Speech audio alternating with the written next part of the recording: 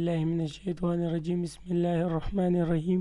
په پریویس لیکچر کې مونږ ویلو فوټر صحیح ده. نن به مونږ راځو پیج نمبر به وایو. څه شی به وایو؟ پیج نمبر. زه رالم مای مس ورډ فایل اوپن کوم صحیح ده. زه راځم دلته پیج نمبر صحیح ده. نو راځم زه به لیکلو کوم. فور ایگزامپل دلته ما سره دا انګلینډ ډیټا ده صحیح ده. اضافي معلومات راوستلو لپاره equal to r and d and bracket start bracket close. دا select size increase bold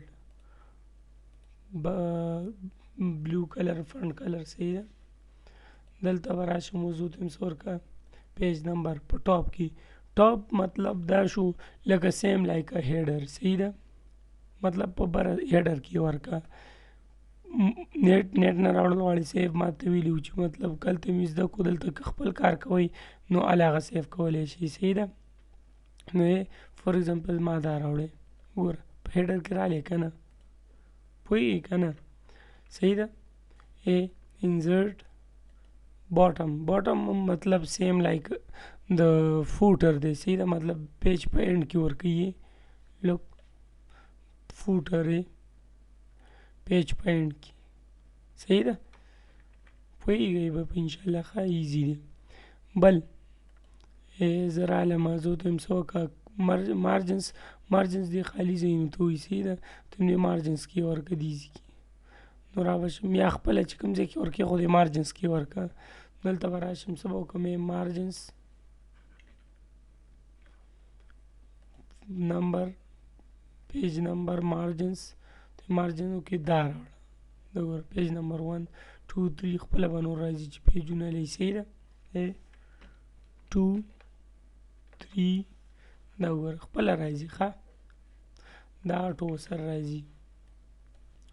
زه ته یم نه څه وکړې انزرټ پیج نمبر کرنټ پوزیشن مطلب چې کوم ځای کې ولاړې هغه ځای کې به پیج نمبر ورکوي. لوک دلته ودرېدم پیج نمبر له رالم پیج نمبر زه ته یم ورکړه چې کوم ځای کې ولاړم دا وایي پیج نمبر 1 دی صحیح ده. نو که کوم پوزیشن کې کوم ځای کې ولاړې هلته به ورکوي نمبر صحیح ده. فارمیټ دی موږ سره زه ته یم د دې دا 1 2 3 زما نه خوښېدله څه که اے بي سي که دا وګورئ اے بي سي صحیح ده. نو دې ځای نه تاسو کولی شئ د ده فارمیټ چینج کولی شي او که نه غواړئ دا پیج نمبر نو څه کوئ ریموو پیج نمبر صحیح ده. نو موږ څه وویله ټاپ مطلب سیف لایک دی هیډر موږ چې کوم وویله هیډر نو هغې په رنګ کې دی صحیح ده. فوټ باټم مطلب لکه فوټ نوټ چې سوري فوټر چې کوم دی. مارجنس مطلب دی خالي ځایونو کې. کرنټ پوزیشن چې کوم ځای کې ولاړې صحیح ده. فارمیټ پیج نمبر مطلب څه شي چې کوم هم دغه کړي وي څه شی وي فارمیټ وله چینج کول غواړئ کوم پیج نمبر له نو هغه هم چینج کولی شي صحیح ده. ریموو پیج نمبر کو ریموو کول غواړئ هغه ریموو کولی هم شي. I hope so تاسو به پوه شوي وئ صحیح ده. So see you in the next lecture. الله حافظ.